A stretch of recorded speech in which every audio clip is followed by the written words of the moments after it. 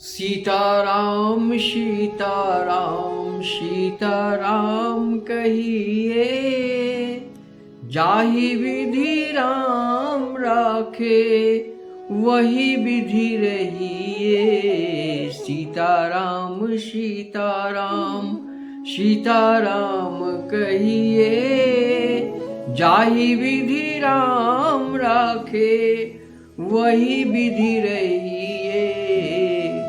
बड़ों को प्रणाम, छोटे भाइयों को आशीर्वाद और नन्हे बच्चों को बहुत सारा प्यार। आज कथा श्रवण करने की विधि और इसका श्रवण करने की क्या महत्व है श्रीमद् भागवत गीता के अनुसार, समय को नष्ट न करते हुए सुने। श्रीवंता स्वकथा कृष्णा पुण्य श्रवणं कीर्तनं हृदयास्तस्थो ह्यामृद्राणि विधुनोति सुह्यत्सताम्। भगवत गीता के 1:2-17 में कहा गया है, भगवान श्री कृष्ण जो सबके हृदय में परमात्मा के रूप में बसे हैं तथा जो सत्यनिष्ठ भक्तों को लाभ प्रदान करने वाले हैं, वे उस भक्त के हृदय से भौतिक भोग भोगने की इच्छा को नष्ट कर देते हैं, जिसमें उनके संदेशों को सुनने में रुचि उत्पन्न कर ली है, क्योंकि ये संदेश सही ढंग से सुनने तथा कहने पर अत्यंत पुण्यप्रद है। श्रीमद् भागवत गीता के अनुसार ये कथा श्रवण करने के लिए जो सात्विक रूप से श्रवण मनन करेंगे, उसके लिए ये कहना है कि श्री भगवान श्री कृष्ण की शिक्षाएं और वे स्वयं अभिन्न हैं। अतएव जो अपराध रहित होकर भगवान की महिमा का श्रवण एवं कीर्तन किया जाता है, वह यह समझना चाहिए कि वहाँ भगवान श्री कृष्ण दिव्य ध्वनि के रूप में उपस्थित हैं, जो साक्षात्कार भगवान के ही समान शक्तिमान है। श्री चैतन्य महाप्रभु ने अपने शिक्षाष्टक में लिखा स्पष्ट रूप से घोषित किए हैं कि भगवान के पवित्र नाम में भगवान की सारी शक्तियां निहित हैं। उन्होंने अपने असंख्य नामों को वही शक्ति प्रदान की है। इसमें कोई समय निश्चित नहीं किया गया है। कोई भी व्यक्ति अपनी सुविधा के अनुसार ध्यान पूर्वक आदर सहित पवित्र नाम का जप कर सकता है। भगवान हम पर इतने दयालु हैं कि वे हमारे समक्ष दिव्य शब्द के रूप में साक्षात उपस्थित हो सकते हैं, किंतु दुर्भाग्यवश हमें भगवान के नाम तथा उनके कार्यकलापों के बारे में सुनने और कीर्तन करने के प्रति कोई रुचि नहीं है। हम पहले ही पवित्र ध्वनि के श्रवण एवं कीर्तन के प्रति उत्पन्न करने के बारे में जो भी कह चुके हैं, उसे भगवान के शुद्ध भक्त की सेवा करने से प्राप्त किया जा सकता है। भगवान अपने भक्तों के साथ यथा योग्य आदान प्रदान करते हैं। जब भगवान देखते हैं कि भक्त उनकी दिव्य सेवा में लगने के लिए पूरी निष्ठा से तत्पर है और उनके विषय में सुनने की उत्सुक है, तब वे भक्त के भीतर ऐसी प्रेरणा देते हैं कि भक्त उनके पास आसानी से वापस चला जाए। भगवान हमें अपने धाम में वापस ले जाते हैं और खुद की अपेक्षा अधिक उत्सुक हैं।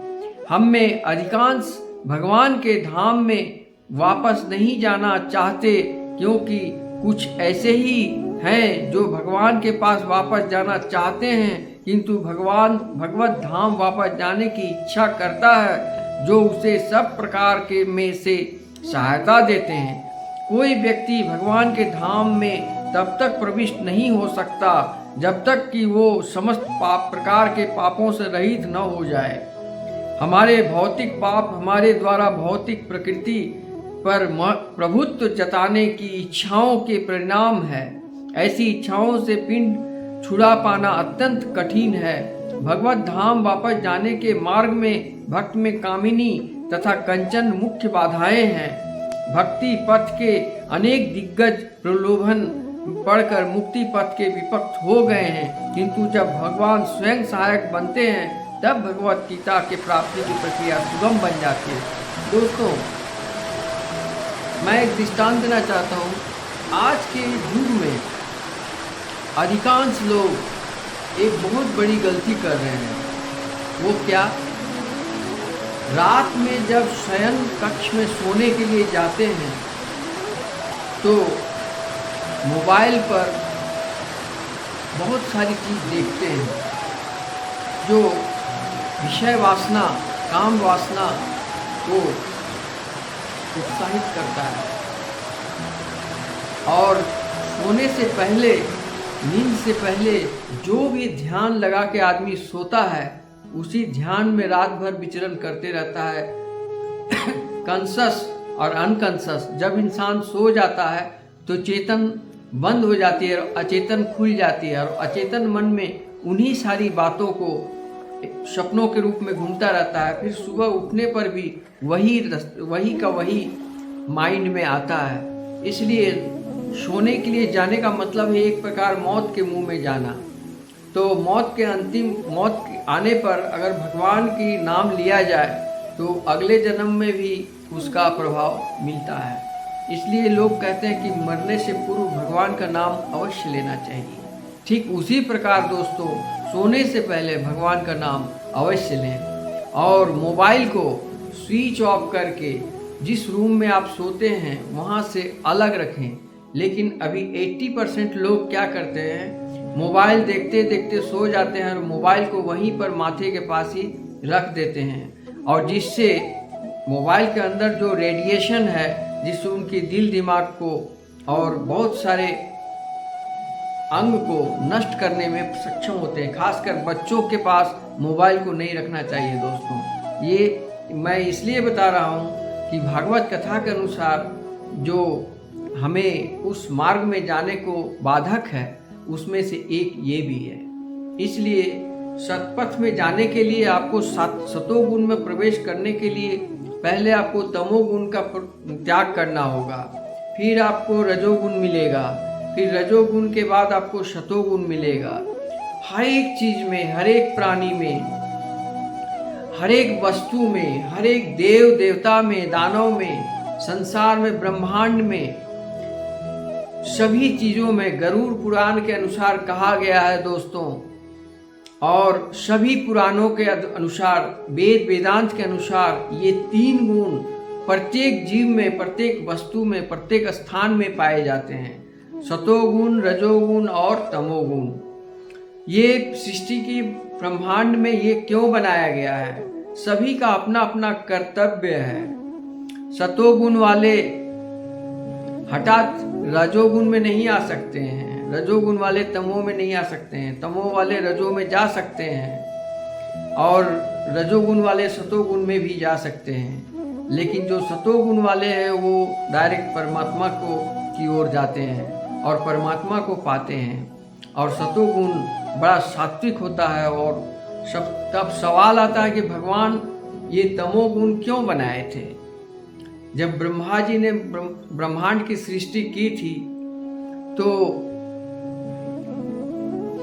जब सृष्टि की तो उन्होंने बहुत चिंतन मनन किया था। अगर इतने सारे जीव जंतु होंगे तो वो जब शौच करेंगे, उनकी गंदगी फैलाएंगे तो उसको साफ कौन करेगा? ये बहुत बड़ी समस्या थी। इसके बाद जो जीव जंतु मरेंगे उसका एक दुर्गंध होगा, उससे रोग फैलेगा, उसको नष्ट कैसे किया जाएगा? उसको कौन सफाई करेगा? सारे गंदगियों को कौन बर्बाद करेगा? कौन सफाई करेगा? इसके लिए कोई देवतागण राजी नहीं हुए, कोई भी व्यक्ति राजी नहीं हुआ, मनुष्य भी इस काम के लिए राजी नहीं हुआ। तब उन्होंने तमोगुण को तैयार किया, और तमोगुण में कीड़े मकोड़े, कुत्ते, बहुत सारे ऐसे जीव हैं, जो सुअर है, जो गंदगी को खाने वाले हैं और मरे हुए जीवों के मांस को खा जाते हैं। इस तरह से पृथ्वी की शुद्धिकरण होती रहती है। तो इसी के लिए तमोगुण का उत्पन्न उन्होंने भगवान श्री ब्रह्मा जी ने बनाया है कि तमोगुण वाले अगर नहीं होंगे तो ये गंदगी की सफाई कैसे होगी। तो ये कितनी समझदारी की बात है कि तमोगुण में अगर तुम हो तो तुम वही गंदा खाने वाले, नॉन वेज खाने वाले जो जीव जंतु जानवर हैं उसी के समान तुम भी हो। इस बात को सोचो कि तुम उसी श्रेणी में हो जिस श्रेणी में गंदगी को साफ करने वाले जानवर लोग हैं और वो जिंदगी जी रहे हैं। तुम मनुष्य योनि में भी आकर मनुष्य नहीं बन पाए, इसलिए तुम उन जानवरों की श्रेणी में हो। और वे जानवर जो गंदगी खाने वाले हैं, सड़े हुए मांस खाने वाले हैं, जीवों को मरे हुए जो गंदगी धरती पर फैली हुई उसको साफ करने वाले हैं, अगर वही मनुष्य योनि में अगर आते हैं तो उनका कुछ न कुछ स्वभाव ऐसा ही रहता है, गंदगी चीज़ों को खाने में ही उनकी रुचि होती है। आप उनको कहेंगे कि आप सात्विक भोजन करें तो वो नहीं खाएंगे। आप गंदे नाली के कीड़े को ले आकर एक महल में रख दें, अच्छे सोफे पर बैठा दें या कोई अच्छा सा उसका बिस्तर में बैठा दें, किसी अच्छे जगह पर बैठा दें, लेकिन वो वहाँ नहीं रहेगा। वो धीरे धीरे रेंगते रेंगते फिर वो उसी नली में जाकर पहुँच जाएगा, क्योंकि उसका यही कर्तव्य है। नली के अंदर जितने भी कीटनाशक हैं, जितने भी कीटाणु हैं, उसको भी खाने के लिए भगवान ने तैयार किया है। आप देखे होंगे गोबर को भी एक जीव खाता है और खाकर उससे मट्टी पैदा उत्पन्न करता है। तो सोचा कि भगवान सोचे कि इतना सारे गाय गौशाला होंगे, इतने सारे गोबर को कौन साफ करेगा। तब उन्होंने इस प्रकार का एक कीड़ा बनाया और वो कीड़ा गोबर को खाकर मिट्टी बनाता है। वो मिट्टी बहुत भारी उत्पादन कृषि उत्पाद में काफ़ी मदद करता है, जिससे सृष्टि की उत्पादन में, कृषि का विकास में काफ़ी सहायक है। तो मेरा कहने का एक ही उद्देश्य है दोस्तों कि जो जहाँ है, जो जिस कार्य में है, वो भगवान का ही आदेशानुसार है। इसलिए कोई अगर व्यक्ति बेविचारण पाप आचरण करता है और गंदी गंदी चीज़ों को, नॉन वेज को खाता है, तो भगवान को बुरा नहीं लगता, क्योंकि वो उनको पता है कि ये उसी में से, उसी श्रेणी में है जो गंदे जानवरों को मैंने सृष्टि किया है, तमोगुण वालों को मैं सृष्टि किया है, ताकि रजोगुण वाले और सतोगुण वाले की जो गंदगियां हैं वो ही साफ करें, खाएं और इसी में वो रमे रहें। फिर वो अगर कुछ भगवान का श्रवण कथन करता है, सुनता है, तो हो सकता है कि उसको उस नरक जीवन से मुक्ति मिल जाते हैं। तो आप देखे होंगे कि भगवान ब्रह्मा जी ने और महादेव ने, विष्णु भगवान जो आप देखते हैं, वो जो टीवी में देखते हैं या उपनिषद में कथाओं में जो विष्णु भगवान हैं, इससे भी बढ़कर के एक और विष्णु है जिसका नाम है महाविष्णु, जिनके गर्भ के कमल फूल और उससे ब्रह्मा की सृष्टि हुई थी। तो इस प्रकार के देवताओं को समझना बहुत कठिन है और सभी युगों में, सतयुग, त्रेता, द्वापर, कलयुग में, सभी युगों में से कलयुग क्विक एक्शन वाला ये युग है। इसमें कोई भी कर्म का फल तुरंत मिलने वाला युग है। इसमें न्याय दंडाधिकारी जो है वो कर्म का फल इसी युग में भोगना पड़ता है और भोग देते हैं, भोग करते हैं। तो जिसकी जैसा कर्म है उसका वैसा पुण्य और पाप है। तो कर्म भूमि ये धरती क्या है? धरती करे पुकार। धरती क्या कहती है कि कर्म करो। तो कर्म कितने प्रकार के होते हैं? कर्म 3 प्रकार के होते हैं, शतोगुणी कर्म, रजोगुणी कर्म और तमोगुणी कर्म। सभी कर्म करने वाले यहाँ भरमार हैं। मैंने देखा है कि जहाँ बुरे कर्म होते हैं वहाँ भी बहुत लोग हैं, लेकिन जहाँ सत्संग होता है वहाँ भी बहुत लोग हैं। जहाँ कुछ भी नहीं होता सिर्फ कमाई धमाई काम धाम होता है। कारखाना, ऑफिस, न्यायालय, bus stand, bus driver, auto driver, दुकानदार, बिजनेसमैन, ये सब जितने भी हैं जो कर्म कर रहे हैं, जिसके माध्यम से संसार चलती है, अगर कोई दुकानदार दुकान नहीं खोलेगा तो ग्राहक लोग क्या खाएंगे? उस ग्रामवासी लोग सुबह उठने के बाद दुकान जाते हैं सामान लाने के लिए, अगर वो सुलभ नहीं होगा तो उनकी ज़िंदगी कैसे चलेगी? बिजली वाले हैं, बिजली के तार कट गई, बिजली का जोड़ने वाला मिस्त्री चाहिए, वो मिस्त्री कहाँ मिलेगा? वो मिस्त्री भी मिल जाता है। इस तरह सामाजिक संगठन एक ऐसी तरीक़े से बनाया गया है कि टोटल जैसी जैसी आवश्यकताएं होती गई वैसा वैसा विकास होता गया, वैसा वैसा चीज़ों का निर्माण होता गया। इसी को विज्ञान कहते हैं। विज्ञान का विकास और विद्वानों का विकास इसी प्रकार हुआ है। आप देखे होंगे यही मनुष्य द्वारा बनाया हुआ हवाई जहाज़ है जो एकदम 1 घंटे में, 1 से 1.5 घंटे में आपको दिल्ली से कोलकाता पहुंचा देते हैं। तो वो बनाने वाला भी कोई विद्वान है, साइंस है, इसरो है, बहुत सारा चीज़ है जो सब कार्यान्वित हैं। ये सब कर्म भूमि में लोग कर रहे हैं। तो इतना कहने का मेरा मकसद क्या है दोस्तों?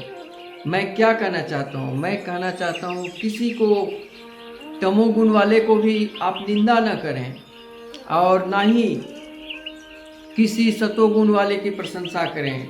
इस युग में प्रत्यक्ष रूप में जो आप देख रहे हैं वो सत्य नहीं भी हो सकता है, और जो आपको लग रहा है कि तमोगुण वाला बहुत गंदा है, हो सकता है वो परमात्मा का भी ध्यान चिंतन मन ही मन करता होगा और परमात्मा उसको भी मुक्ति देने के मार्ग दे रहे हैं। और कलयुग का सबसे आसान है हरिनाम संकीर्तन दोस्तों। हरिनाम संकीर्तन करने से ही सारे पापों से मुक्ति पाया जा सकता है। और इसके लिए कहते हैं जीव में परमेश्वर में सत्ता विरोधी, भगवान 16वें अध्याय में असुरों को विषाद वर्णन हुआ है, जिसमें कहा गया है कि उन्हें जन्म जन्मांतर तक अज्ञान का निम्न अवस्थाओं में रखा जाता है। अधम पशु योनियों में पतन होता है, जिससे उनके परम सत्य भगवान की कोई सूचना नहीं रहती। ठीक इसी प्रकार हमारे जीवन में बहुत सारे लोग हैं जो ब्रह्म परमेश्वर को जानते ही नहीं, और वो खुद को भटकी हुई जिंदगी जी रहे हैं। तो इसकी भी मूल कारण भगवान ही है। ये सब कुछ श्री कृष्ण बोलते हैं अर्जुन से कि पाप में पुण्य में मैं ही हूँ। जिस वक्त गांधारी ने श्राप दिया श्री कृष्ण भगवान को, तो उन्होंने कहा कि मैं आपका श्राप को स्वीकार करता हूँ माते, मगर मेरी बात भी आप सुन लें कि उस युद्ध में एक्चुअली में कोई तो था ही नहीं। उस युद्ध में तो था मैं ही तीर चलाने वाला था, बाण चलाने वाला मैं ही था, और बाण लगने पर जो घायल होते हुए, गिरते हुए, मरते हुए देखे, वो दुख कष्ट सहते हुए जो आपने देखा, वो भी मैं ही था। आप ध्यान लगा कर देखें तो आपका कोई पुत्र मरा नहीं है, ना ही युद्ध में कोई मरे हैं, ना ही युद्ध में कोई घायल हुआ, ना ही कोई युद्ध किया। जो कुछ भी किया वो मैं खुद, मैं प्रत्येक वान का दर्द मैं सहा हूँ, बार बार मैं मरा हूँ, और मारने वाला ही मैं था और मरने वाला भी मैं था। तब गांधारी जब ध्यान लगाकर देखती है तो कहती है, हे वासुदेव, हे श्री कृष्णा, आपको मैं श्राप देकर बहुत बड़ी भूल कर दी। तो ये तो श्राप मैं दे चुकी हूँ, ये वापस नहीं हो सकता है। इसके लिए मुझे बहुत बड़ी क्षमा करें श्री प्रभु, मुझे समझ में नहीं आया। तब श्री कृष्ण बोले कि अगर मेरी बात पर आपको पूरी तरह यकीन नहीं हो तो बर्बरीक से इस कथा के समस्त महाभारत के कथा बर्बरिक ने देखा है, पढ़ा है और सुना है, देखा, अपनी आंखों से देखा है। आप उनसे ज़रूर जान सकते हैं। इस प्रकार गांधारी ये सब जान गई और उनको पश्चाताप हुआ कि श्री कृष्ण को श्राप नहीं देना चाहिए था। श्री कृष्ण महाभारत में जो कथा कहें उसमें सुनने से आँख में आंसू आ जाती है। जितनी बाण चली उसमें मारने वाला मैं ही था, और जिस पर बाण का आघात लगा वो घायल होकर गिरने वाला आघात में मरने वाला मैं ही था। मैं ही संपूर्ण जगत हूँ, देवों में देव मैं ही हूँ, विश्व चराचर के स्वामी मैं ही हूँ, और एक छोटी सी छोटी जीव के अंदर मैं ही हूँ। तो सारे भ्रम टूट जाते हैं। दोस्तों, अगर आपके मन में किसी भी प्रकार का कोई प्रश्न आता है तो आप इस श्रवण करें, गीता का श्रवण करें, भगवत गीता का पाठ करें, उनको अध्ययन करें, चिंतन करें, मनन करें। देखेंगे आपके समस्त प्रश्नों का उत्तर मिल जाएंगे, सारे भ्रम टूट जाएंगे। दोस्तों, आज मैं एक और दृष्टांत देना चाहता हूँ। दोस्तों, मेरा एक दोस्त जो बहुत गरीब था, पढ़ने लिखने में भी कमज़ोर था, तो वो नौकरी करने के लिए बम्बई चला गया। बम्बई में एक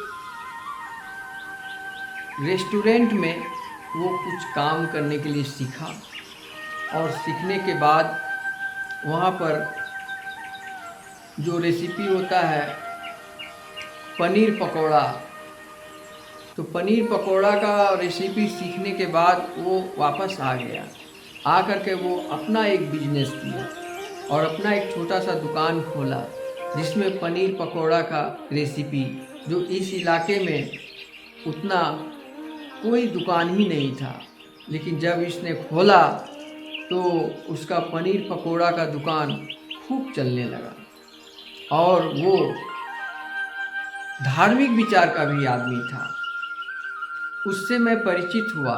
मैं उससे जब बात करने लगा, मैंने उससे पूछा कि राम का पिताजी कौन थे, तो उन्होंने बताया दशरथ थे। दशरथ के पिताजी कौन थे, तो उन्होंने बताया अज थे। अज के पिताजी कौन थे, रघु थे।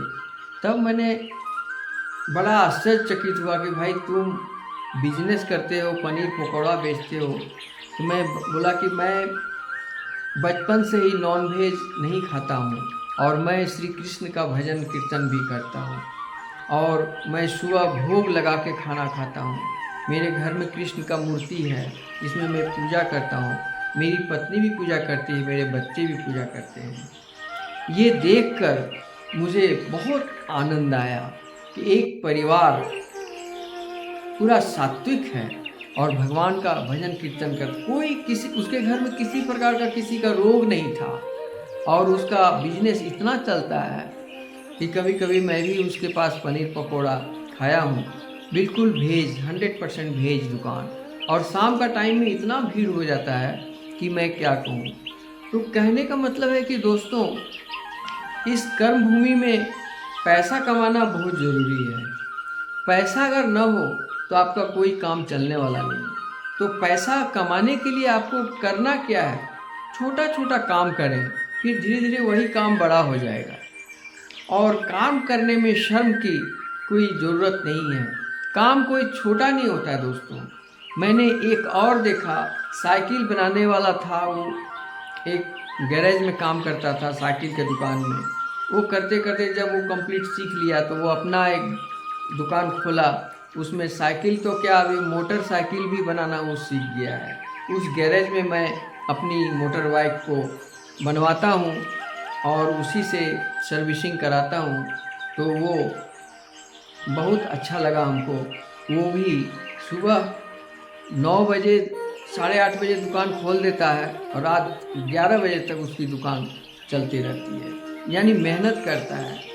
तो उससे भी मैं प्रभावित हुआ कि इस प्रकार दोस्तों, कर्म भूमि में आप कोई भी काम जरूर करें। और मर्द का, कोई भी व्यक्ति का पहचान उसकी इनकम करने की क्षमता से होती है।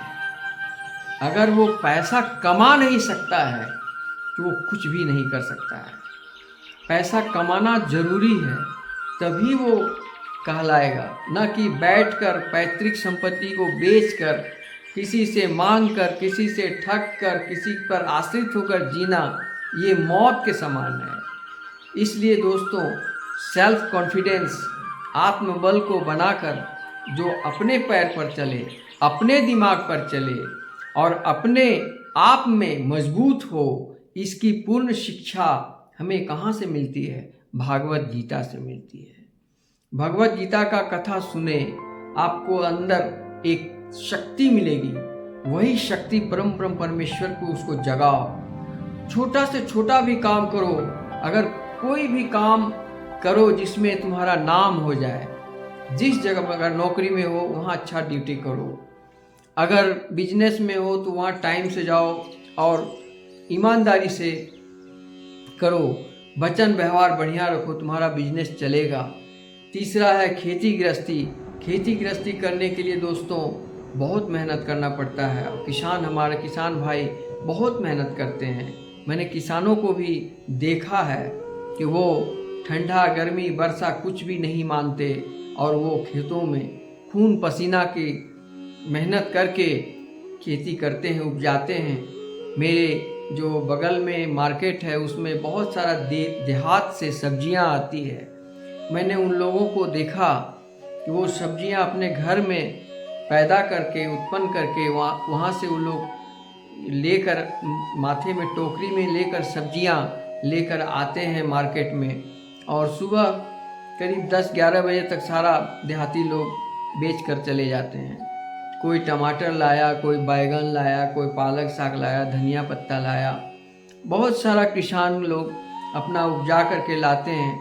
मैं सब्जी खरीदने के लिए जब सुबह जाता हूँ तो उन लोगों से भी बातचीत करता हूँ, तो वो लोग से मिलने पर एक एक सब्जी वाले का इनकम सुनेंगे तो आपका दिमाग खराब हो जाएगा। उनके बच्चे भी अच्छे अच्छे स्कूल में पढ़ाई कर रहे हैं। इस तरह से हमारा देश का एक विकास हो रहा है। मैं बड़े लोगों से ज़्यादा प्रभावित नहीं होता हूँ, मैं छोटे छोटे लोगों से बहुत प्रभावित होता हूँ। अगर वो सही रास्ते पर हैं तो वो अच्छा ज़िंदगी पा रहे हैं। और मैंने अपने गांव में देखा कि जिनके घर के लोग दूसरे के घर में काम करने जाते थे, आज उनका पक्का मकान हो गया, ट्यूबलाइट जल रहा है, उनके घर में साइकिल के जगह मोटर बाइक भी आ गई, सभी लोगों के पास में मोबाइल भी है, और काफ़ी विकसित देख रहा हूँ अपने देश को, भारत को। और भारत में सनातन धर्म की जो जागृति की क्रांति फैली हुई है, मैं उसका एक छोटा सा बिंदु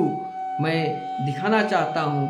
आप देखेंगे, अभी आप तत्काल में आप जाएंगे कुंभ स्नान में, ये प्रयागराज में जो महाकुंभ लग रहा है, टीवी में और सब चीज़ों में देखेंगे कितना नागा बाबा लोग आए हैं, लाखों लाखों लोग आ रहे हैं स्नान करने के लिए। और सनातन धर्म का विकास का एक प्रकाष्ठा है प्रयागराज संगम का स्नान, जल स्नान करना। मैं भी 2 तारीख को जा रहा हूँ स्नान करने के लिए दोस्तों, और स्नान करूँगा और फिर मैं आपको और आगे बताऊँगा।